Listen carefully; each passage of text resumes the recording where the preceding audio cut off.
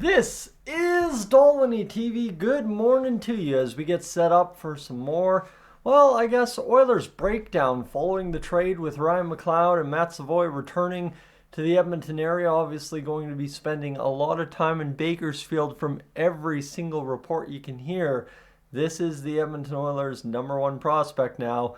But with the Oilers roster constructed, obviously if Ryan McLeod's an odd man out, that means Matt Savoie is about to top line the Bakersfield Condors this year and really try and take hold of his game at the AHL level in hopes of cracking the roster either later this season for an audition or else cracking the roster in 25-26. Before we get too far into things this afternoon, this morning, whenever you're tuning in, I would encourage you to hit that subscribe button here on the channel, friends. We are absolutely rolling along through this offseason. You got to remember, as we do this video, we have a full-length edition on July 6th. That's where we're at, right? This is where we're rolling, is we're now, 25 plus 31, 56 days away from getting through the summer and getting into September. That's pretty wild to think that that's the only ground we have to cover the rest of the way here through the summer. So I'm grateful for that, and I'm grateful to have you aboard here today. As we get into a post here from Daniel Nugent-Bowman, kind of piggybacking off of a B. Curlock thread. Obviously, B. Curlock, a reporter for the Oilers Nation and a well-dedicated Oilers prospect watcher, obviously covering the Bakersfield Condors and having a lot to say about them over the past few years, doing an excellent job in that reporting. But Daniel Nugent-Bowman takes the thread we'll cover here in a moment and kind of adds on to it. Just one thing to add from his end. Savoie played for Kelly Larson with USHL Dubuque in 2021. Larson was named Oilers Senior Director of Player Development on May 20th. So to kind of go back to something that has been mentioned by Patrick over at the Oilers Fanatic, I know we do that a lot, is mention kind of what we're talking about, but with it is Patrick had kind of floated the idea maybe the internal candidate is there for the Oilers in Kelly Larson, who might become the general manager. And this obviously is a great little piece to add to it, right? The puzzle shows, okay, this guy's making an impact in the organization already. Whether he's ready to be the Oilers GM or not, I don't really care. It's nice to see a guy that's recently hired having a positive benefit on the Oilers' kind of organizational depth.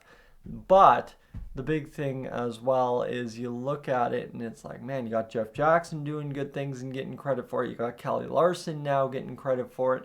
Well, do the Oilers need to look externally, or do they have an internal candidate? You also have a guy like Keith Gretzky, so I guess you could promote Larson to a assistant GM and replace Gretzky as Bakersfield GM with Larson and then promote Keith Gretzky up to the GM job.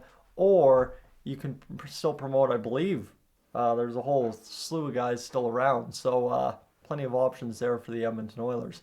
That said, I think, too, what you got to look at as well for the Oilers is that the general manager chair is not a traditional general manager chair. That was something that I believe John Shannon and Brendan Escott were talking about on the Oilers Now last night, discussing kind of how that role with Jeff Jackson in the president's chair changes a little bit. It's more of a, and it was kind of, I think John Shannon putting it there, not a super scout role, but definitely a lot more player evaluation than it is anything else. It was mentioned by Shannon that Bill Scott is handling the contracts for the Edmonton Oilers more or less. So there you have it, right? Is what are you expecting out of the GM? And kind of once you do that, especially if you're Jeff Jackson, what are you expecting out of the GM? Once you do that, that kind of tells you that maybe the Oilers don't need to hire externally to make the GM chair work. And obviously if Jeff Jackson has done what he's done, taking over that chair per se over the course of this past week, one might believe that you really don't need to have the most qualified, the most experienced guy in that chair, just as long as you have a guy in that chair that is capable of doing what Jeff Jackson asks them to do. So, friends, that is where we will move on to this one, the trade breakdown from B. Curlock. This is the article I was willing to get into with you. You saw the first post of the article here with this one, right? Saying complicated mean complicated. It doesn't mean bad. It doesn't mean good. It means complicated. So we won't cover too much of the Ryan McLeod stuff. I really just want to focus on kind of what this means short term for the Oilers and what this means when it comes to Matt Savoie and what he is. So the trade gives the Oilers, and I encourage you to go over to Twitter X, whatever you call it nowadays, and look up this thread because it's a good one. There's a lot covered in about 15 posts over there. So the trade gives the Oilers additional cap space. This is needed to assist in signing Holloway and Broberg. However you cut it, the Oilers do need that cap space to sign both those guys. There's another trade coming, and also one defenseman is assuredly going to be sent down to provide more relief. And wouldn't be shocked to see Evander Kane get LTIR'd. Well, when I look at that, we know we discussed the Evander Kane LTIR situation, and thank you for watching me discuss that with you there the other day. That video's a top 10 video all time on Dolynny TV. So when we started encroaching on that territory, that means something, and I truly appreciate you watching that one the other day. But you look back here at there is another trade coming, right? We're starting to hit on all the titles here on this video, hey? Well, another trade coming for the Oilers. I think we all know that realistically that is Cody Ceci.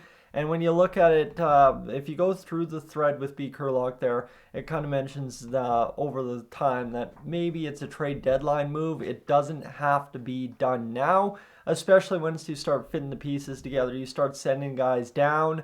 One defenseman is assuredly going to be sent down to provide more relief.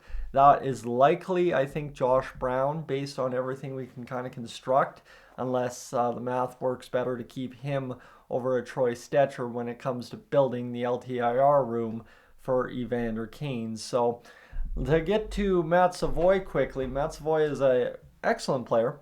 As B. Kurlock mentions, watching 50 games of his the last 2 years, he will not play center as a professional. So this has been mentioned as well over on Oilers Now. It looks like you're going to see him on the right wing in the future. And B. Kurlock mentioning you're hoping for a Jordan Eberle as an NHL player.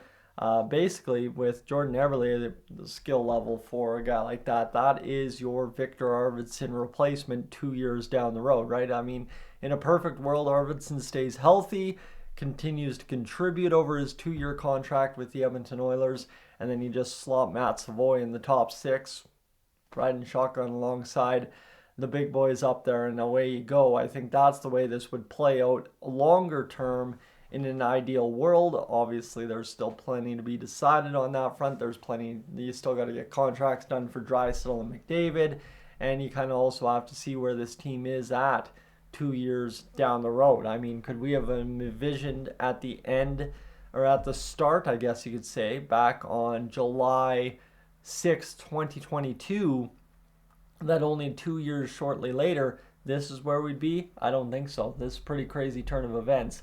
So this is where we break down Savoie a little bit more, thanks to B. Kurlock, mentioning that the challenge will be the defensive zone. And this, the only part that, again, this article really goes, or this thread really goes into breaking down why losing McLeod for Matt Savoie isn't a complete win. It's complicated.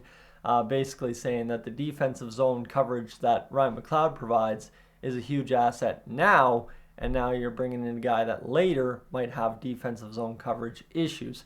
Would be surprised if he pushed for NHL minutes this year. His board work needs a lot of work, and he is a rover in his own zone. So that's where Ryan McLeod was definitely honed in on, hey, this is where I got to be to stop this puck, move it up the ice, get it out of the zone, right? If he ends up on the wing, he will need to work hard on being a positive contributor to exits. That is where Ryan McLeod, as mentioned in this thread, was a huge boost. Would expect to see Savoie play the entire season in the AHL. Really don't see a role for him in the NHL given the roster build out and the fact the Oilers are chasing the Stanley Cup. I don't think this is a bad thing since he doesn't turn 21 until January. So the Oilers, again, similar to Dylan Holloway, similar to some other prospects that have properly been brought along here for the Edmonton Oilers, they will take their time. They will develop this guy right, bring him in when he can have an impact, and away you go. And obviously that's where B. Kurlock's going with that thread, kind of saying it's not a straight up win, but it is complicated because there's a couple of things that have to fall into place. And given what you gave up, there's a little bit of tall task here ahead of the Oilers to make this all happen. That said, you make that, what was it there? You make that next trade. Nope, that's the original graphic. You make that next trade there, talking about possibly trading Cody Ceci or whatever, and there you have it. That's where you start figuring this whole picture Jeff Jackson has laid out once that next trade happens. Friends, thanks for being aboard this Dolynny TV. I will catch you a little later on today. Hopefully I am up on out of here.